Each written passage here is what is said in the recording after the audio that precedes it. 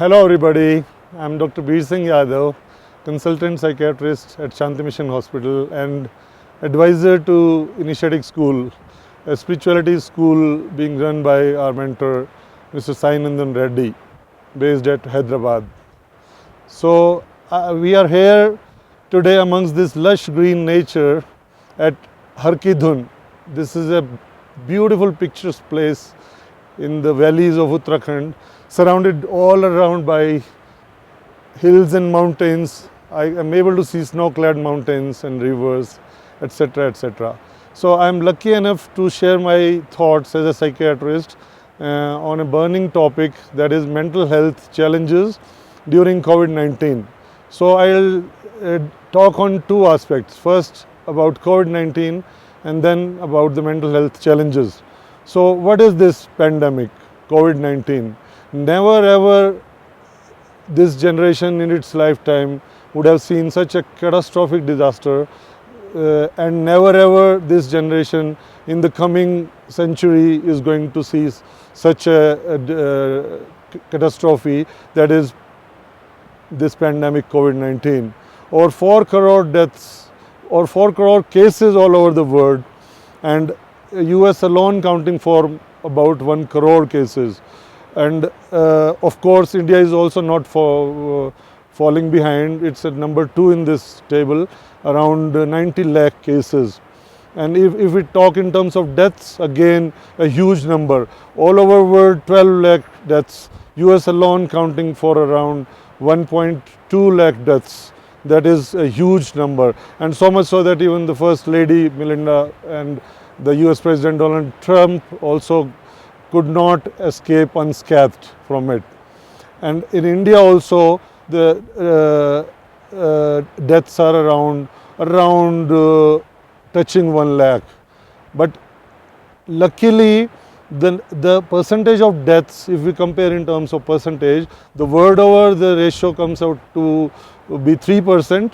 In US it is 2.5%, and in India, if we compare this ratio, it is 1.5%. So there we are lucky, because it is just half the number of world cases of deaths. So had it been the word figures, all the cricket stadiums would have converted into crematoriums and the cremation grounds. So this is the magnitude of this pandemic. What is this pandemic? How do you define it?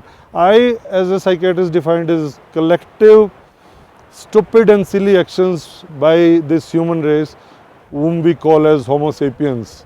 I define it as this HS as not as Homo sapiens, but as a horrific species, because this is what we have come along. I generally use 3 big words in my discourses, that are nature, number 1, that is Prakriti; culture, number 2, that is Samskriti; and third is vulture, that is Vikriti. Because I'll explain two statements. Nature, it is almighty. We know this constitutes 5 elements, and that's what we are. We are a tiny speck of this nature. So if we go against this nature, definitely the end result would be the pandemics in terms of all kind of catastrophes, be it hurricanes, be it droughts, be it viral illnesses, or be it locust attacks or floods, etc., etc. So that is the importance of nature, that we should be in touch with the nature. Number 2, culture, very important, because as human beings we are moving away from our culture, more and more away from our culture. Because if a person is moving away from his culture, this means he is losing the very essence of it.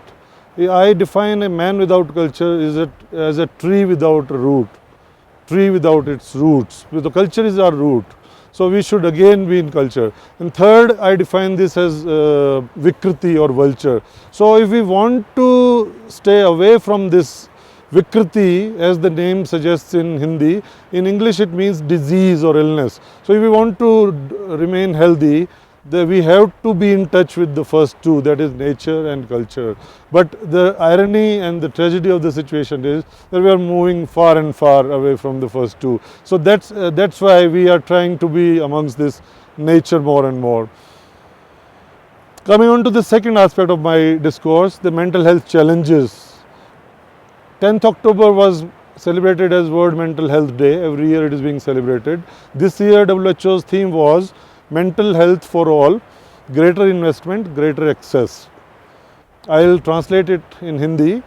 सबके लिए मानसिक स्वास्थ्य और अधिक निवेश और सब तक पहुंच. Now this, when I spell this, it amounts a lot at administrative and government level, of course. But in terms of health and well-being, as a psychiatrist, what I can tell you is that it is going to be a future pandemic in terms of mental illnesses. So this pandemic COVID-19 is not a one-fold crisis, it is a three-fold crisis. One, COVID-19 viral illness. Two, financial and economic crisis which the whole world is facing at present. And three, which is just a pandemic in waiting, that is mental health crisis. The number of illnesses, if I enumerate, it will be endless, but I'll enumerate the important ones, the diseases which we are going to face post COVID-19 pandemic. Most important, of course, is as we all know, depression. The number of cases are rising endlessly. Prevalence of depression was 10% prior to COVID-19. The studies and research are going all over India and worldwide, in the US as well, at WHO level as well, and there are few published studies which indicate incidence of depression rising up to even to the tune of 40%, and who knows, after COVID-19 it turns out to be around 50%. So and so is the suicide rates are, there is steep rise. In one of the studies in US, 18 to 25 years boys and girls, in last 1 month, a steep hike in suicide, 30%. So that is the magnitude of this illness. Another COVID related illnesses which we are facing day in and day out in our outpatient department is COVID related distress. That is also a very significant illness. What is that distress? It is a bit different from that depression. It is a shade, and in which people and patients, they come to us and complain of very different complaints. For example, they are missing that human touch, they are missing that human talk, they are missing that outings to the malls, they are missing their favorite foods. So much so that few people had craving for foods. They are missing those outings on weekends, moving to malls and going out for a theatre, etc. So these are the kind of challenges which as a mental health professional we are facing.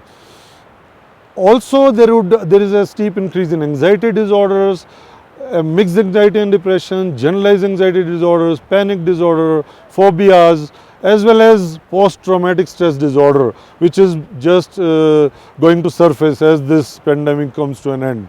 So there is again huge list of mental health illnesses, of course, but more important is how to tackle it. So again, instead of going into details about each of the illnesses, there are of course set guidelines given by WHO as well as NIMHANS Bangalore in Indian context. But I will, as a mental health professional, I will say that to stay connected is very important during this pandemic, and to stay connected either through social media and of course through elderly family members, taking care of them is very important. So in end, I would say that my message to the society and to public would be: stay united, stay connected, stay safe and stay happy. Thank you all.